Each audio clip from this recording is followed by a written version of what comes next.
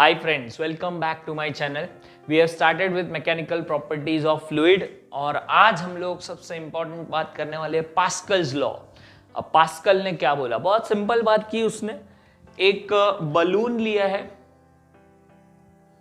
और इसको अलग अलग जगह से हम लोग पंचर करने वाले हैं और हर जगह से हम प्रेशर मेजर करेंगे। क्या करेंगे? यहाँ पे पंचर किया मैंने, ये पंचर किया और इसका क्रॉस सेक्शन एरिया लिया मैंने A1। फिर मैंने यहाँ पे दूसरे साइड से पंचर किया, लेकिन इस बार मेरा एरिया मैंने थोड़ा बड़ा रखा है A2। तीसरे साइड से मैंने पंचर किया, इसका एरिया मैंने और बड़ा रख दिया, ये A3। तीनों का एरिया अलग अलग, तो इसमें से जो गैस बाहर आएंगे उसका फोर्स भी अलग अलग मिला, F1, F2 और F3 मिला। लेकिन इंपॉर्टेंट बात तब हुई जब इसने प्रेशर मेजर किया। तो जब मैंने प्रेशर मेजर किया यहाँ पे P1 which is F1 by A1, यहाँ पे प्रेशर मेजर किया F2 बाई A2 और यहाँ पे प्रेशर मेजर किया F3 बाई A3, तो इंपॉर्टेंट कंक्लूजन मिला कि सब जगह प्रेशर सेम ही था। और यही सबसे अच्छा इंपॉर्टेंट बात है, F1 by A1 equal to F2 by A2 equal to F3 by A3, ये इसका कंक्लूजन। तो सर इसमें क्या बड़ी बात है? ठीक है ना, प्रेशर सेम मिला, लेकिन इसके कॉन्सेप्ट पे हमने कुछ और चीजें बनाई।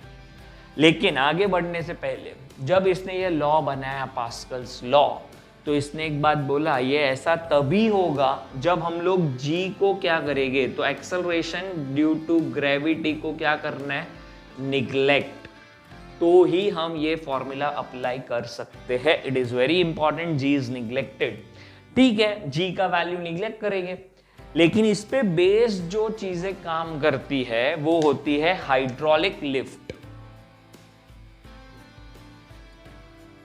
अब ये सर ये क्या है, हाइड्रोलिक लिफ्ट क्या होता है? मुझे एक गाड़ी को, बड़े ट्रक को या बड़े बस को उठाना है जमीन से, तो ऐसे तो उठेगा नहीं अपने से। तो हमने सिस्टम क्या बनाया वो समझते हैं। हमने एक सिस्टम बनाया यहाँ पे और यहाँ पे। ये क्या बनाया सर आपने? तो इसका क्रॉस सेक्शन एरिया हमने रखा A1, इसका क्रॉस सेक्शन एरिया रखा मैंने A2। अब मेरी बात ध्यान से समझना कि एक्चुअल में होने क्या वाला है। यहाँ पे एक ट्रक, टेम्पो, जो भी जिसको अपने को हाइट पे लेके जाना है वो रखा है हमने। ये यहाँ पे मैंने एक पिस्टन अरेंजमेंट किया है। पिस्टन, पिस्टन क्या होता है सर? पिस्टन क्या है? होली खेलते हो ना, उसमें पिचकारी होती है, वो पिचकारी का जो पीछे वाला पार्ट है वही पिस्टन होता है जो मूव करता है। बस ये पिस्टन को मैं ऊपर नीचे करूंगा। अब वैल्यूज के साथ डील कर लेते हैं। लेट्स से इसका एरिया है 1 मीटर स्क्वायर और इसका एरिया है 100 मीटर स्क्वायर। अब मुझे ये गाड़ी को ऊपर उठाना है। मैंने यहां से फोर्स अप्लाई किया 100 न्यूटन, F1 A1। प्रेशर कितना बनाया मैंने? तो यहां से मैंने 100 न्यूटन अप्लाई किया, एरिया 1 हुआ, मतलब 100 न्यूटन पर मीटर स्क्वायर का मैंने प्रेशर बनाया। अब ये सेम प्रेशर वहां पे ट्रांसमिट होगा थ्रू वाटर, तो ये वाटर फिलअप किया हुआ है हमने, या गैस भी कर सकते हैं। इनकॉम्प्रेसिबल गैस जो होगा उससे भी काम हो सकता है। तो ये मैंने लिक्विड भर दिया। अब क्या होगा, अगर मेरा प्रेशर यहाँ पे 100 न्यूटन पर मीटर स्क्वायर है, तो यहाँ पे भी प्रेशर न्यूटन 100 न्यूटन पर मीटर स्क्वायर ही होगा अकॉर्डिंग टू पास्कल्स लॉ।